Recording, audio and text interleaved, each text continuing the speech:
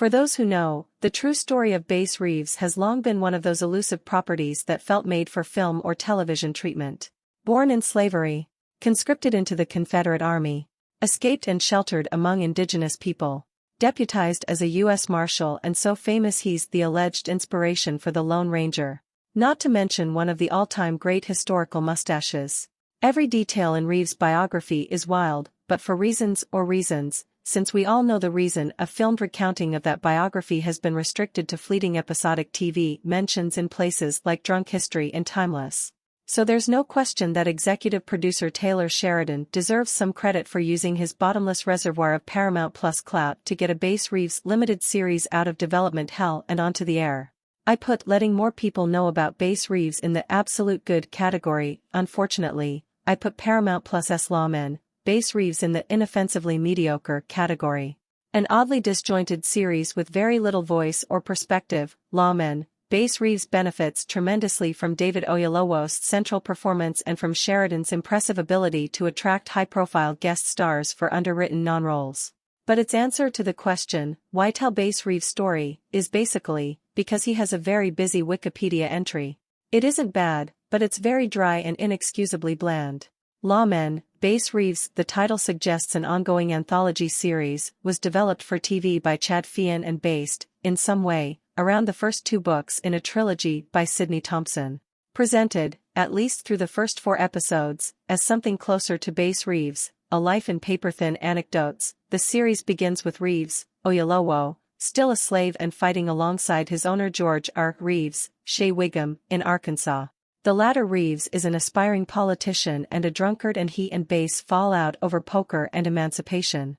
Subsequent episodes jump forward initially by days, then by a couple of years, and then by a decade as the series follows Bass' escape out onto the prairie, his acquisition of certain important skills: reading, expert marksmanship, apparent fluency in every single possible native language, and his eventual ascension in the world of law enforcement with the help of those aforementioned guest stars.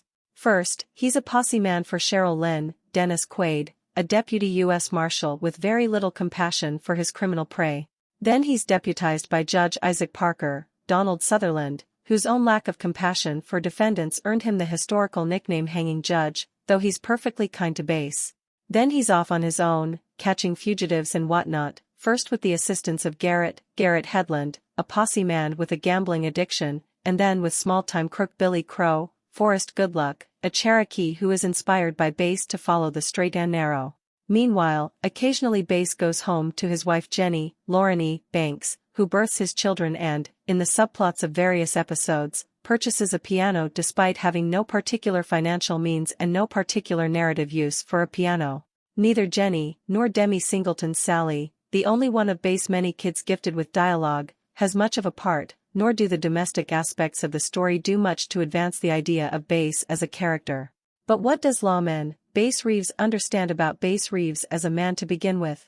Almost nothing. He is, and I've been repeating this word purposefully, compassionate. At the same time, he's devoted to the idea of law and order. Does he believe in law and order because of the injustices he faced under slavery? Dunno. Does he believe in equal application of the law because despite earning his freedom, much of 1870s America still treats him as less than a second-class citizen? I haven't the faintest.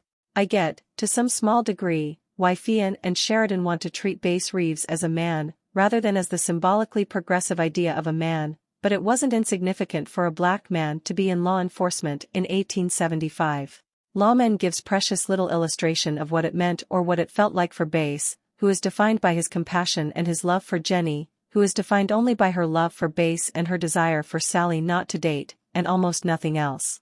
If, in 2023, you've made a show that offers less insight on what it meant to be a black man in law enforcement in the 1870s than Blazing Saddles did in 1974, you're not digging particularly deep. In lieu of actual character development or growth, the show just has Bass on a different job each week, all set against the brutality of the American frontier, which Sheridan's series only know how to illustrate through graphic scalping scenes in their opening episodes. And while Billy Crow is possible,